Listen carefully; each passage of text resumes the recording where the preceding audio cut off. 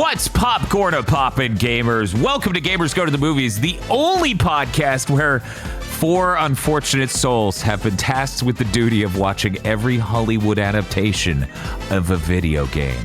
I'm your host, Dan Video Games, and with me is Bob. Everything is permitted, especially bad movies. I mean, you need permits to make movies. And Chris Wolfhard. Jumper 2! Yes! And that's right, we four assassins have gathered to talk about Assassin's Creed. I'm not sure. Okay, so in 2016, they released an Assassin's Creed movie. You probably didn't know that. I'm gonna guess a lot of people never knew, and if they did knew, forgot entirely. In this movie, we follow the assassin Aguilar, who is in Spain and is an original character to this, seemingly. Seemingly. Yes. And in the modern timeline is Michael Fassbender, his genetic descendant, who gets to flash back into his body to find out very interesting things. If you've never watched this show before, however, what happens is the first chunk of this is us just going to be talking about various things about the movie, whether that's praises, criticisms, musings, etc. And then towards the end, we're going to get into our important segments of, is it normal person friendly? Would it make a good Sega CD FMV game? Would we recommend it to anyone at all ever? And other such nonsense. I'm very glad that this podcast series can finally solve violence. And wouldn't you believe it? That's actually a thing the movie says it's about. Sure. You can say whatever the fuck it wants. So I didn't expect this to be like the reverse of an Assassin's Creed game. In what way? In every second we're in the Animus, I'm like, I don't give a shit at all.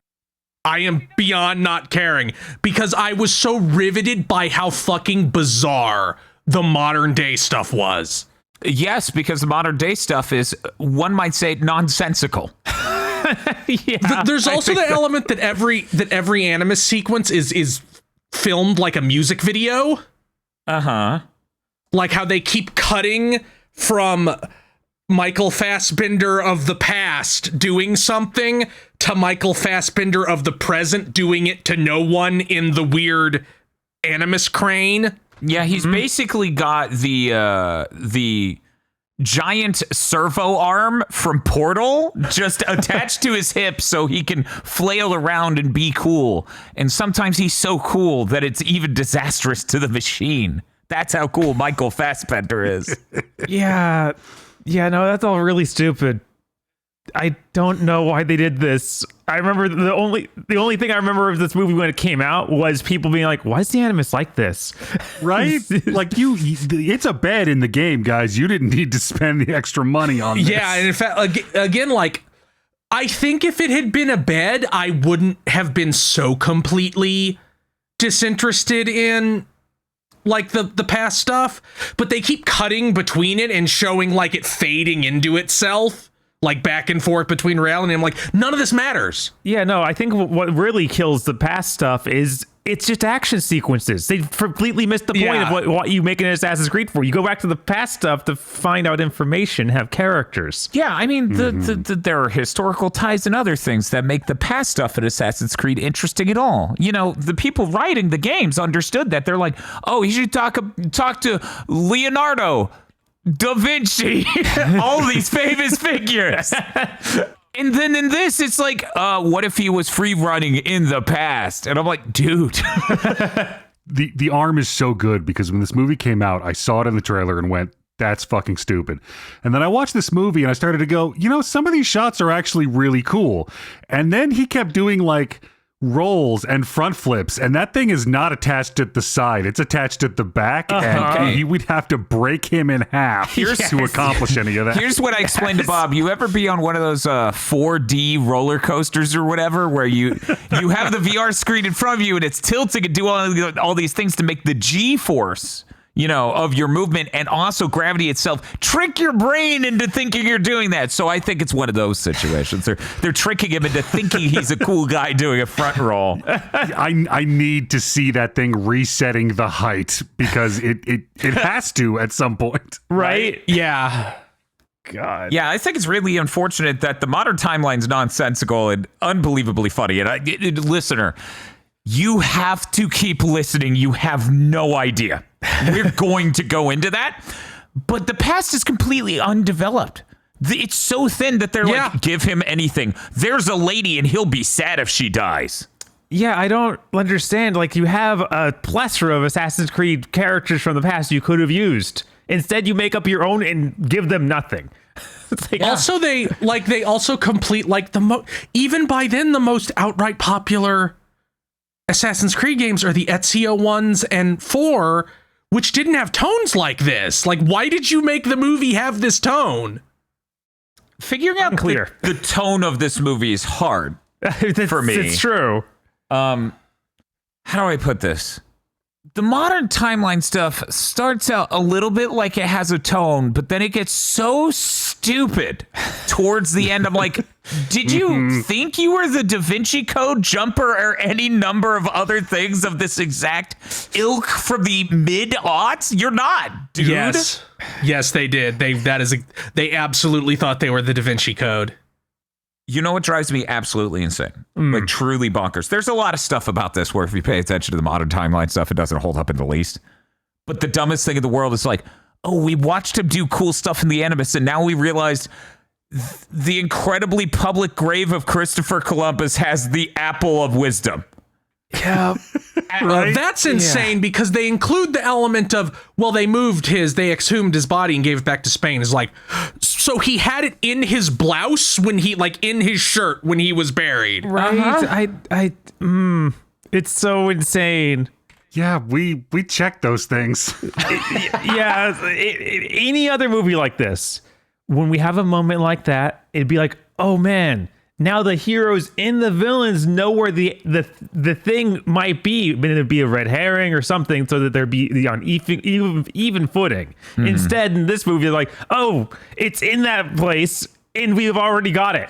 Well, here's why, Bob. The heroes in this movie are genetically predisposed violent criminals, as the movie explains. He's a descendant of assassins, and assassins were all violent outlaws.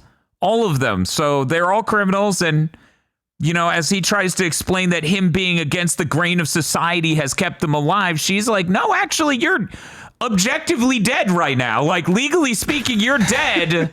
You have ceased to exist within society.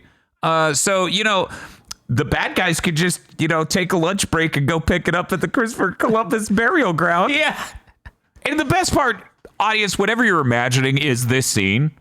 That is so much more put together and what you would expect it to be in any other fucking movie. They literally just go into the church and some guy there is just like, yeah, we have it. It's right here. I had it. It was in this fancy box. I don't know how we didn't know Thanks for visiting the exhibit. Here's your free apple of wisdom. Right. Like, they didn't rope anything off. There's no equipment around. They're just, oh yeah, we just cracked it open and it was sitting right there. Yeah, we had this fancy box and everything. I don't know how we didn't look in this. Fucking unbelievable, this movie. Yeah. They had to choose Christopher Columbus, like the best known. Yeah, that was so fucking stupid. Why? Because they think little of the audience. Like, who's some of the audience will know? Yeah. It's that exact level of condescension. I even feel like dude, this is way past like the time to be doing a puff piece for Christopher Columbus and be like, oh yeah, he was such a cool guy.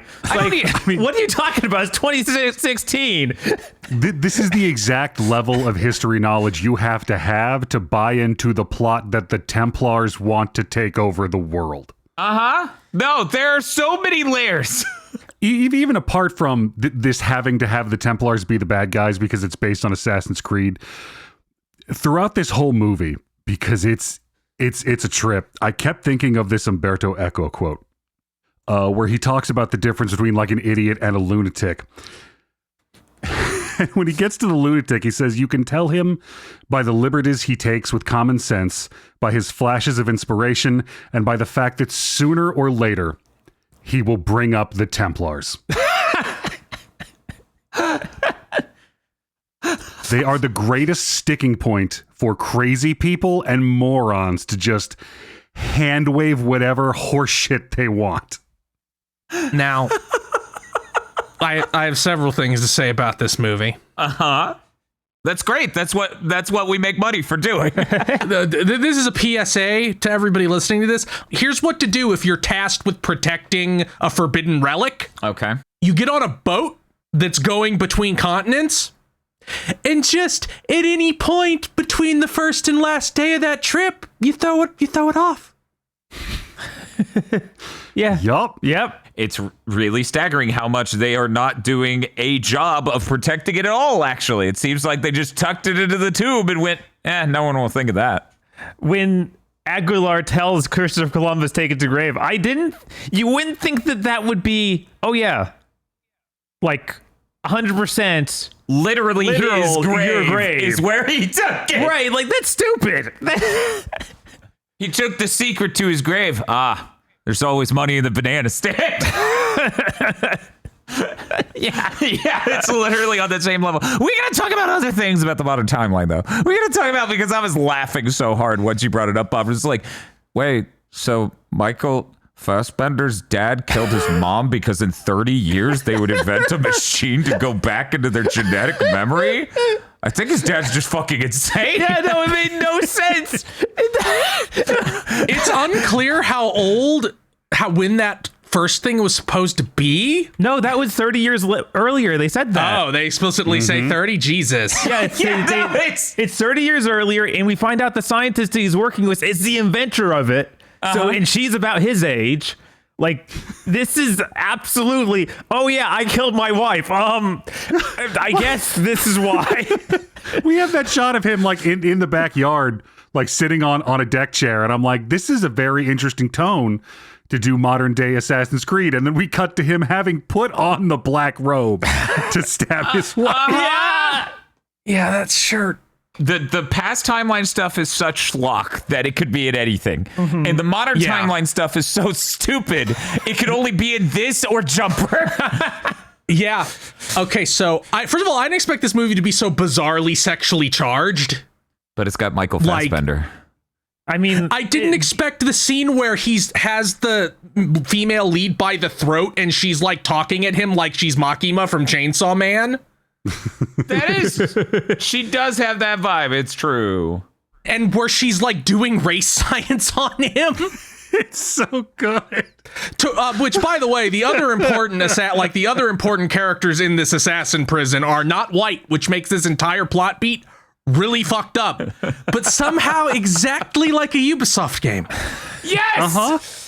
It's really impressive. Jeremy Irons rolls in and he has some crime statistics he'd like to share with you. Jeremy Irons, what are you doing in this movie, bud? This is what he does. He's so good and he's in such shit. How convenient that first of all, why do they bring all the assassins to this facility in Madrid? I thought they were bringing it back because the Animus needed to be where the regressions were happening, but I guess not, considering they seem to have brought everybody they ever captured to Madrid. Yeah, presumably this is the only Animus they have. Because look at it. It cost them billions of dollars to make. It certainly did. It's in Spain because Christopher Columbus and Aguilar were in Spain. And it's like, seriously, guys? Yeah. I had to write this line down because it was so unfathomably stupid. Violence is a disease like cancer. And like cancer, we hope to control it someday. Yeah, I couldn't believe when they tried to do the heel turn with her of like, oh, she didn't realize what she was doing was bad. It's like, what are you talking about? You had her talk race science half this movie. Well, yeah, but she sincerely believes that humanity is like predisposed to hurting itself, so they need a benevolent overlord. This has the same plot as the Pentaveret. Yes. No, it's true. He's right to say it. I'm glad it wasn't me. I'm here to defend my friend Chris. Bringing up Pentaveret for me. So at the end where he's like, I'm going to willingly go into the Animus to get the apple for the Templars because I hate the Assassins because you killed my mom, Dad. I sincerely thought they were going to put him in the outfit on that fucking crane arm because they put like the blades on him. Yeah. And it seemed like they were going with the more we make it like the past, because it's in the fucking Coliseum too. Like the arm is in this ruin. It looks like. I really thought they were gonna look. We need you to put on this cool outfit. It'll help. I promise. It's so necessary for science. So I didn't play a lot of the later Assassin's Creed games. Did they stop doing the cut your finger off thing? Yeah, that stopped. They stopped doing that by 2. Yeah, because like this movie, they do the scene. I'm like, oh hey, isn't that? And then they spend the rest of the movie proving that was completely unnecessary because it is never an issue.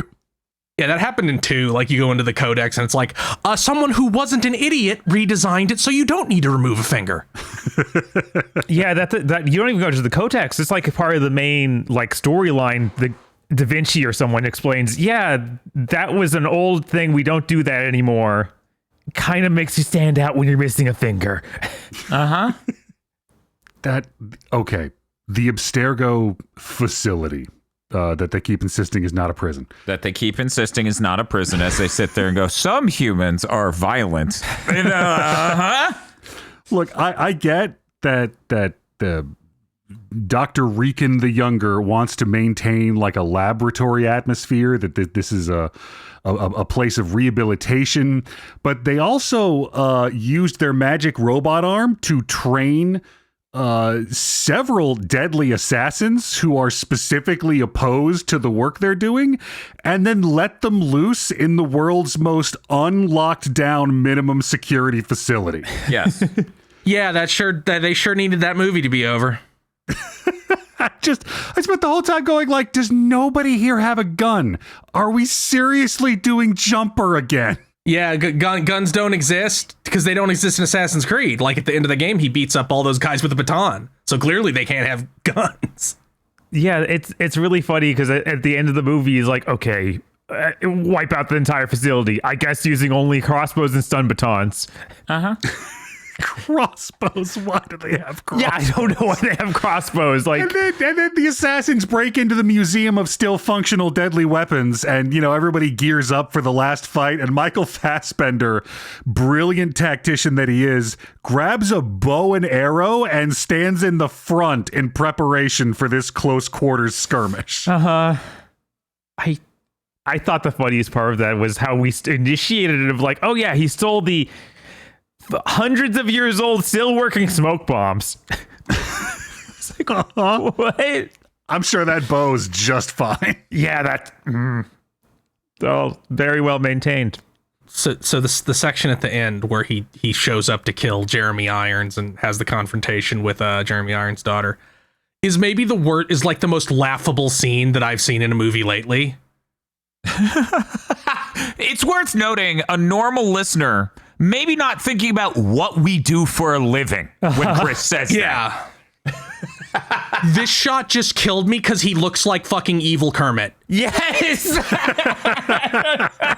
It's true. It's true. Like, why did they that's such a terrible shot. I was cracking up so much during that scene. I was like, this is so fucking stupid.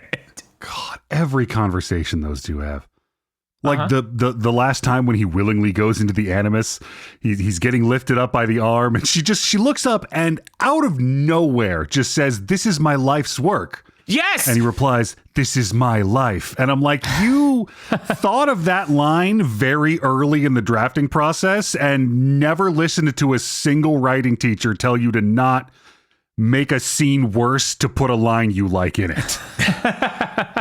Literally. Bob watching with me, I'm screaming during that scene because that line was fucking. I honestly kind of missed that because I was too caught up on what do you mean this random guard is now doing a breakdown of what he thinks the assassins to like this. That reminded me of The Room. That's just a random NPC who decided he was the main character. It's like, dude, the movie's ending in 10 minutes. Abstergo just does not check your social media, I guess. Yes. Where did they get all of the new equipment and carbon fiber assassin knives for their assault on the Templar award ceremony. Yeah, what the fuck was this award ceremony? I thought this was supposed to be a secret society. I don't. Look, they got the DNA memories of how to make carbon fiber knives. I guess.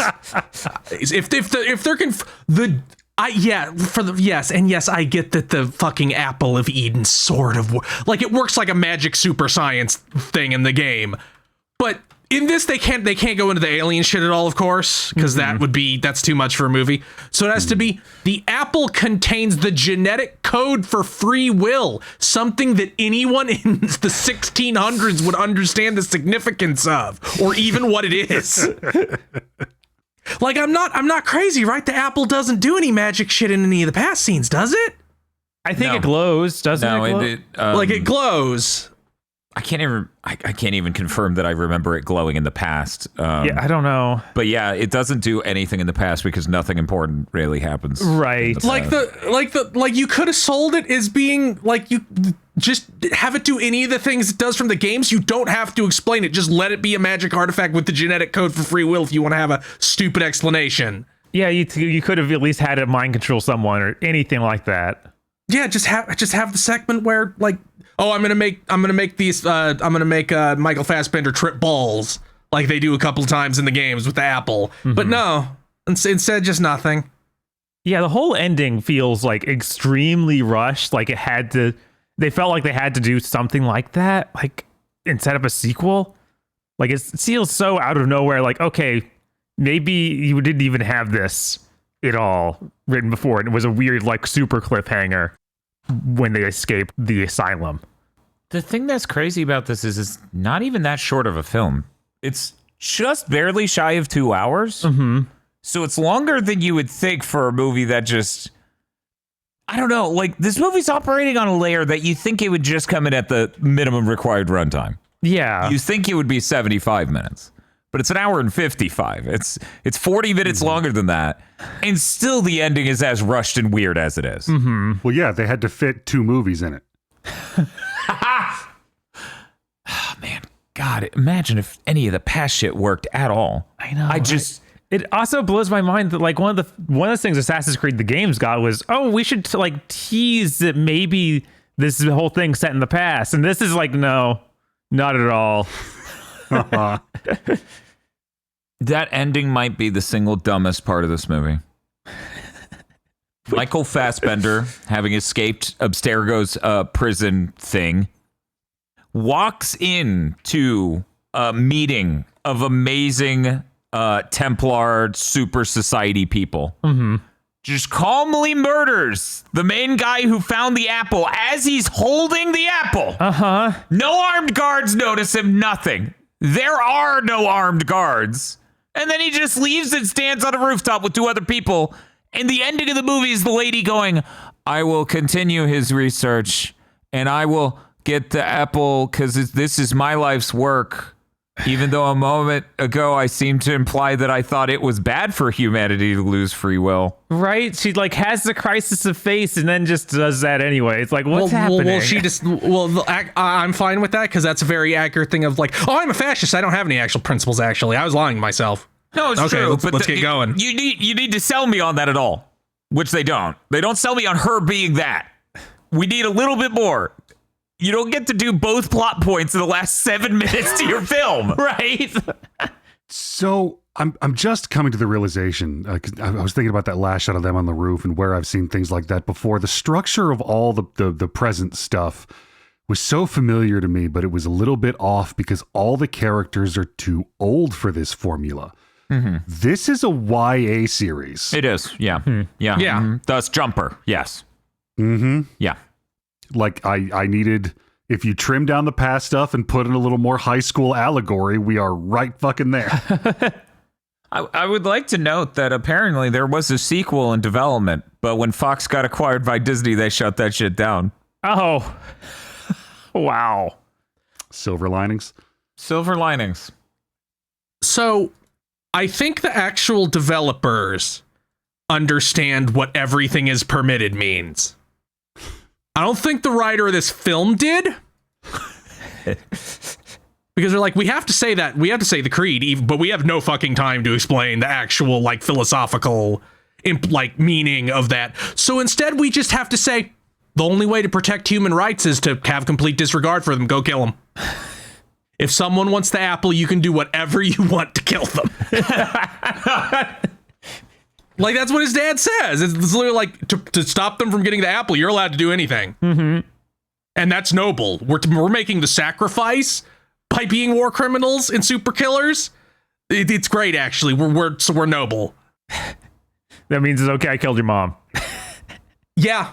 The mom force ghost coming up to be like, son, it's fine. Your dad murdered me. By the way, you're never truly alone. And I'm like, what is this movie? So about young adult novel. Yeah, it's so strange. It's so strange. At least the one thing they understood from the games is that, we should hire an actor that a lot of people think is hot. Yes, no, they got that. They nailed that. They got that. That's the like one the thing only they understood. Because half the reason that the series is even popular is people think Ezio is hot. It's true. The movie. Yeah, nobody liked the first one. The movie poster is mostly just Michael Fassbender's face. Mm-hmm. Why isn't Ezio in this movie? God, they're so stupid. I don't. Also, okay, I'm sorry. You mentioned the poster. The poster is wrong. If we're talking about like standard practice in visual communication, when you have the poster and it's two faces looking in separate directions, split down the middle, those are different people. When it's the same person, you face front and split it down the middle. Yes, you're right. This is wrong. He's right. They made an objectively wrong movie poster. He actually is right on this. Another thing which they figured out quite immediately in Assassin's Creed 2, not so much in 1. They figured out that the guy in the future and the guy in the past should have different temperaments. Mm-hmm. Because that creates like an interesting parallel for a story. Something that they seemingly didn't care about in this movie at all. Yeah, because that might involve making the guy in the past a character, and we weren't about to do that. God, when Assassin's Creed says like, oh, you have the genetic memory of your ancestor and we're going to use that to relive. Sure. You know what? It's sci-fi mumbo jumbo. That's fine. I can accept that. When you mix in the crime statistics and the race science, I have to start asking questions like, what do you mean direct descendant? Why is does the genetic memory care about like only the eldest son, or how do you track this bloodline? How many people this many centuries later do you think are related to that guy? Yeah, that's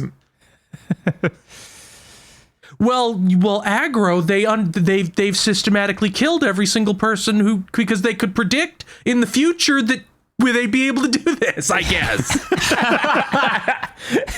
Oh, I didn't realize. Like, either he knew that they'd be able to build the Animus, or Fassbender's father knew where the apple was, and in 30 years they never got it out of it. I just want to real quick note some things. In many ways, I would say this was better put together on a literally filming it and editing it level than Prince of Persia. I think in many ways, action sequences are much more clear. This point of reference, of course, being that's yet another sort of in the same timeline, like within a decade of each other, Ubisoft IP movies. So it's really interesting to see this, and it's like, wow, it's like really put together visually in a way that works. There's lots of powerful, like, effective shots. Effective is the word I'm looking for. But the movie is bad in a completely different way on a writing level. Uh-huh. Yeah. Thank you for inventing a new way to fuck this up. Honestly, a lot of the past sequences, I remember thinking like, man, this would be really cool if they'd stop editing it so shittily. There was a cut specifically when they're driving out of the village. and it shows the smoke, the dust kick up as the first caravan leaves, and then he follows on his horse or whatever. And they do the weirdest cut in the world of whipping the camera back to the left digitally to show him follow them. And it's fucking weird looking. Yeah, I think that chase sequence is the worst looking thing in the movie because they also play most of it like double speed and just expect you to think that's normal. They didn't film it at a different speed. They just sped it up in post. Yeah, it looks so bad. And they're like, you won't notice because there's no motion blur because we use such a fast shutter speed. And it's like, no, you should have filmed in a way where you planned for this to be played out and fast forward. Yeah, I'm going to go ahead and say that's like, that sequence is like the most obviously terribly shot thing in the film. And even still, it would just fit in, honestly, in Prince of Persia. It would, because Prince of Persia is so Taken 3 core. Yeah, they're both very Quantum of Solace.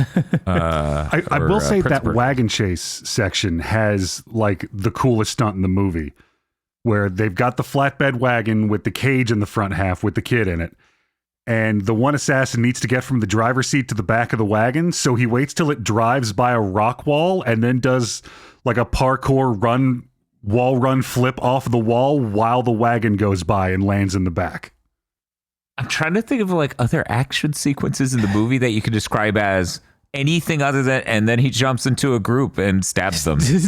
I mean, he was going to be publicly executed, but then he ripped free from that and stabbed them and ran away. Yeah, there's a lot of the parkour scene of getting away from the crowd of guys, which is, what you do in Assassin's Creed. It is, in fact, Assassin's Creed, yeah. And a lot of that was like really competently staged and shot. Right. Yeah, again, it's if the writing of this movie was good. If they remembered any scenes to flesh out Aguilar. Any. Even one. It's like they don't understand what's cool about being in the past. No. The past is brown. Yeah, the past is brown and all sandy. it has going on. Yeah. The buildings are shorter. It's like, how do we shoot and let them know that it's in Spain? Oh, it's like filming Mexico, where we make it yellow and brown. Maybe just more brown than yellow, and there we go. We nailed it. Remember, it's the Middle Ages, so we hadn't invented clothes that had colors yet. I feel like we can't get out of this without talking about how the insanity that was us renting this movie on Amazon Prime. Oh, yeah. No, we got to talk about it. Okay, hey, gentlemen. I don't know how you watched it, but I went to watch this movie on HBO Max because apparently it's on HBO Max, and I still have like a week left of that. So I start watching it, and it's ass quality because HBO Max streaming quality is sincerely one of the worst I've seen on any platform, paid or not. Twitch streams look cleaner by a long shot. So I go, okay. I want to see it in a better quality than this. This is dire. I go to Amazon and they're like, yeah, well, you can buy the movie to own it forever in 4K HDR for $5. And I go, if it was renting for $5, I wouldn't do it, but it is funny to just permanently own this. So I buy it. We start watching the movie and I'm like, that's weird. The production logo looked different in the, like Bob immediately pointed out, like, why does the Ubisoft thing look wrong? And we start watching, and what I realize is on Amazon Prime, the giant letterboxes on top and bottom, they stretched it vertically to fill that space. So we had to watch the tallest, skinniest Michael Fassbender you have ever seen God. get executed in prison. I've never run into this problem. I've never rented a movie or bought a movie on any streaming service ever and had them go, we made it so it fills the frame. When it was an Academy-wide aspect ratio. Yeah. It was wild. So I got that refunded. And then where did we end up? Apple TV. Yeah. Apple TV also had it for the same price. Yeah, it's wild. I don't know how that happens. We've seen a lot of weird problems. That's the first one, though. That's the first. Anyway, did anyone have any last comments or musings before we get to our segments? Remember when they had to depict that he was crazy, so they just had him sing that old song that was about being crazy? Yes. Yeah, I basically just said that to get an exasperated sound from someone. I mean, like that was the song that was playing when he found his mother murdered. Like, In a more cogent script, that might have been an interesting pull. Uh-huh. I'm sorry. I just spent that scene upset. I was like, man.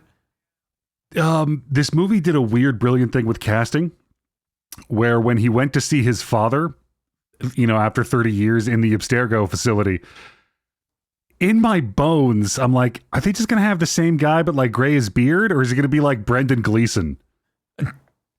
And then it was Brendan Gleeson and I screamed.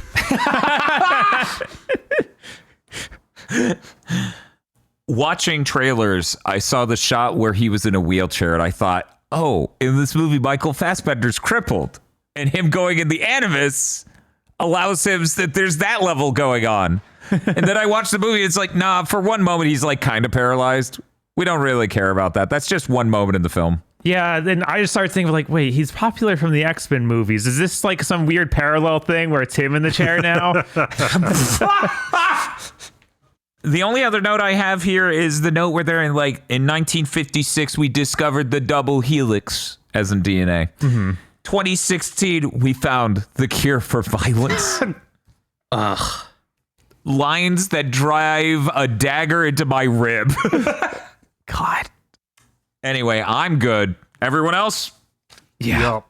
Let's get to it. The first segment, I was yet again looking at our most recent spreadsheet thing that insists every week.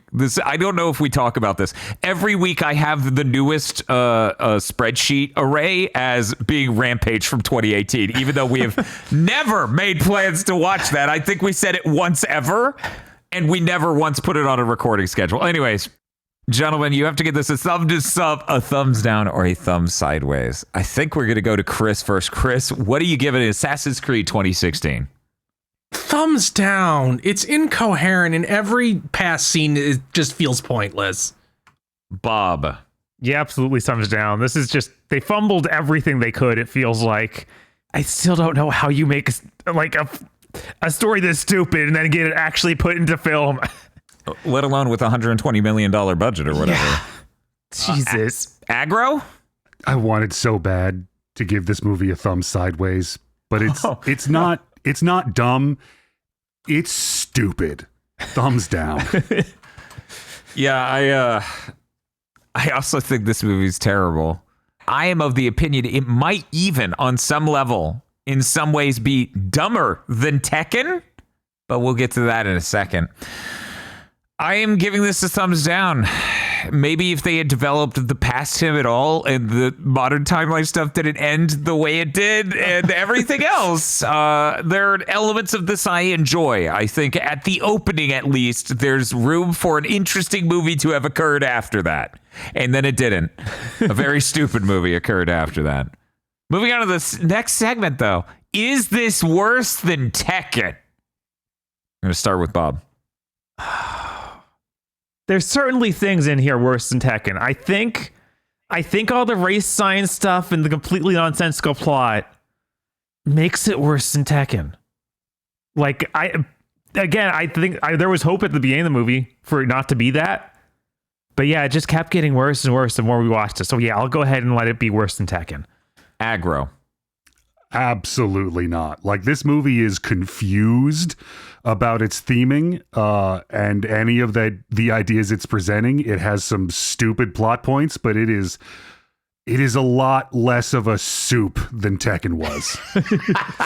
Chris. Yeah, I'm saying Tekken is worse. I mean, no, I'm saying this is worse. This, I think, is worse than Tekken. Like, this is more incoherent, and again, the past stuff is just might as well not be there. Probably be a better movie if it wasn't there. I'm really torn on this one. I wish there was an in-between option. I'm going to have to go with it's not worse than Tekken, but it is.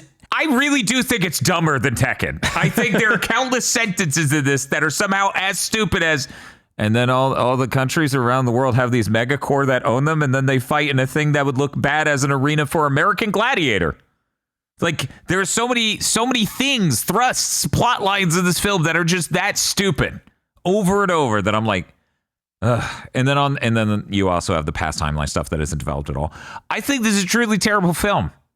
But I feel like it's just not quite there because there are parts that are solidly put together and there's something approaching a normal fucking movie without outlandishly hilarious moments that they want you to buy into that they cannot sell. So I'm gonna put this as no, it's not worse than Tekken. This is actually interesting. I think this might be the first time we have contemporarily popular stars in a movie where we have to ask, what is the star power of this film? This might be the first one of those. Well, let's go ahead and start with Dr. Aggro. 1 to 5 scale. I mean, this is Michael Fassbender coming off of the newer Alien movies and the X-Men series. This is like when they made this, like you can see the poster, he's fucking on it twice. That was the whole point of this production. Yes. And he's backed up by a lot of actors that I love. Like I said, Brendan Gleeson's in it. Michael Kenneth Williams shows up to be completely underutilized. Yeah, I mean, I guess I'll Fassbender alone. It's an easy 4. That's what I was going to say too. 4 seems like the point we're looking at because this is Fassbender possibly at his absolute peak. And he's on the poster twice. He's backed up with really solid, long working actors with a decent high profile careers for a lot of them. I think they balanced it very well. The star power, it may not have an unbelievably large cast of really Fassbender tier celebrities. However, the cast they're all really solid in that way that they are known. And Michael Fassbender, this is him at his peak. So I'm going to have to give it a 4 as well. Chris. I'm going to have to give this a 5. Like, you have Fassbender at the absolute peak of his power. You have Jeremy Irons. You have Marion Cotillard, who had just been in The Dark Knight Rises like 4 years ago. Yep. Yeah. Wait, That's who she was, yeah. is she the she's main Talia. villain? She's Talia al Ghul. Yeah. She's Talia al Ghul. I'm sorry, she didn't have a death sequence where she goes, ugh. She goes, that was for the next film. The next film, he was going to stab her and then do the face thing, and she wouldn't close her eyes when he did the face thing, and then she would just go, Jesus. And she had just been in the previous year. She had been Lady Macbeth in the Macbeth movie the director did before this, and that was like a critically well received movie, even if it didn't make a whole lot of money. Also, she was in Inception. Like, she was. I would say she's also a big star. So yeah, 5. Understandable, Bob. Yeah, knowing that, I will let it be at a 4, but I feel like it needs like one more really big person to be a 5 for me. So yeah, 4 is good. Random, but first credited film on Wikipedia for Michael Fassbender's 300. He's just one of the buff dudes in 300. Weird. Yeah. I haven't seen that movie since it was in theaters, so that'll be weird someday to see that. Gentlemen, the next category is on a scale of 1 to 100. How faithful is this movie to the original source material? Do you feel this is authentically Assassin's Creed? Aggro? The Assassin's Creed movie takes a setting and a subject material and only gives enough of a shit about it to pull out the interesting visuals it wants to do the stupid horseshit it's going to do. 95.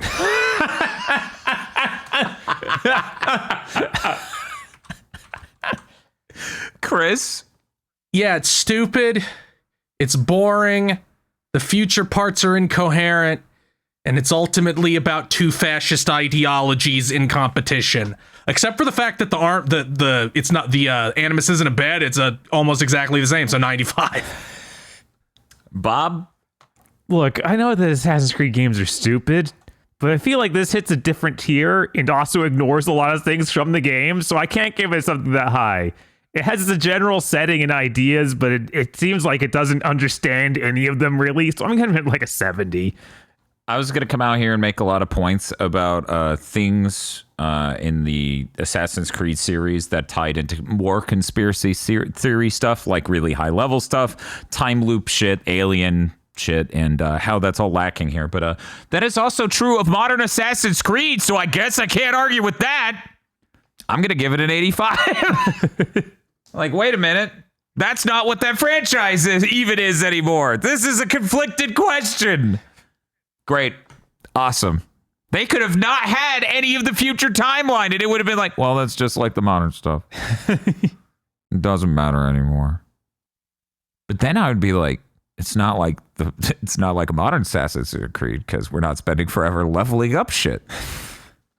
It isn't about doing this specific thing they do.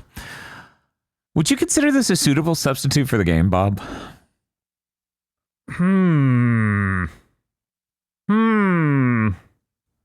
No, because you'll probably think the games are way more racist than they are.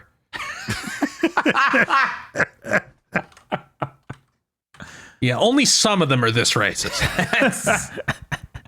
A few months ago, I bought some Costco coffee beans. Okay. And it was a 2.5 pound bag, and it made the worst coffee. And I drank that for months straight.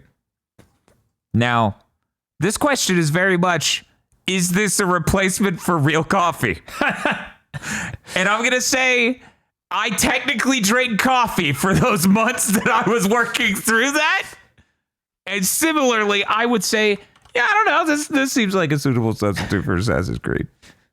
This is really fucking terrible. And it makes me literally upset that I'm dealing with it.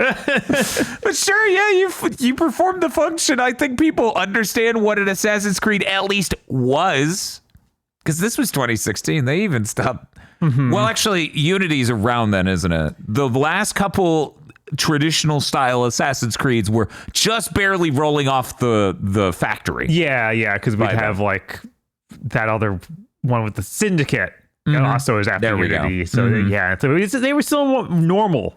Just then. Barely past this point. Right. 3 years into the PS4. Mm-hmm. So yeah, sure, it performs that function. I drank coffee today, I tell myself. Even though it seems more like sludge that's killing me. Chris? No, because the Assassin's Creed games are like machine engineered to give you dopamine, and this doesn't give you shit. So no, it is not a suitable replacement for the games. We needed a segment where Aguilar went around collecting flags. I mean, it's true. We were talking about that. It's like he needs to go around this whole village picking up these tiny flags. I am so surprised that, like they could have done that as like a gag and for like a training sequence in the Animus. I'm surprised they didn't. That'd be an idea, and this movie doesn't really have those. No. Aggro, what do you think? Suitable substitute? Okay, so as someone who played 1, Liberation, and Unity. Interesting mix. Yeah, weird list. You know what? I'm going to go with yes. I consider this a viable substitute for playing any of the later ones. I got about as much of the Assassin's Creed mythos out of this as you get in your standard Assassin's Creed game. I was trying to type yes, but I was doing it one-handedly and I accidentally started to type yerp because I hit an R on accident. Should they have made a video game adaptation of this? You know, it could go there on the Vita. The Vita could have used a second Assassin's Creed. It didn't need one. It could have used a second. Hey, remember when they were making BioShock for the Vita? No, I actually forgot about that. Yeah. They said that at E3 even. They got Ken Levine and everything. Oh, yeah. That was a big deal. Crazy. Yeah. Can you believe Ken Levine didn't release a game? I can't believe that. I believe every day Ken Levine is, in fact, not releasing a game. Chris, should this have gotten a video game adaptation? Yes. They had already started the RPG ones by then. I'm genuinely shocked we didn't get some weird knockoff of this. Bob. No, because they just... Like, there's no character to this dude in the past. Like, I don't want to play as Aguilar. He doesn't do anything. There'd be no point. Aggro? I'm genuinely conflicted. Because on the one hand, it would be dog shit. On the other hand, it would be the Assassin's Creed game where you're mainly playing in the modern timeline. Huh. Right? Okay. Like I think it's the Assassin's Creed game we were owed. Yes. And maybe the one we deserve. So yeah, I'm going to land on yes. That should have been a thing. God, it's so sad that it's really obvious they don't do a modern day Assassin's Creed because they're afraid to be like, wait, who do we assassinate in modern times? And who can we say that's okay to do to? You know, I was originally going to say, yeah, it should get a video game adaptation. How does the world or timeline meaningfully change from another Assassin's Creed that just got churned out like factory product? But Aggro also makes a good point of, what if this has 70% modern timeline or 80% modern timeline? Then it's the one the fans have been waiting for, attached to the weirdest place they never expected it to come from.